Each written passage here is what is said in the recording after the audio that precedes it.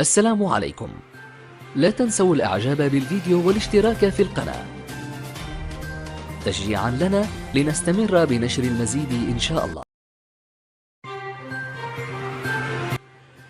كشف مدرب المنتخب الوطني المغربي وليد الركراكي عن لقائه بنجم برشلونة الجديد لامين جمال. وقال وليد الركراكي خلال الندوة الصحفية اليوم الخميس أن لقاءه بلامين جمال كان صريحا، حيث قدم له تصور واستراتيجية الجامعة الملكية المغربية لكرة القدم، معتبرا أن قراره بخصوص المنتخب الوطني سيتأخر قليلا بحكم سنه الصغير. وأضاف وليد الركراكي على أن لامين جمال لاعب جيد وله مستقبل كبير، ونحن سنكون فخورين بتواجده معنا في حال قرر ذلك. شكرا على حسن المتابعة.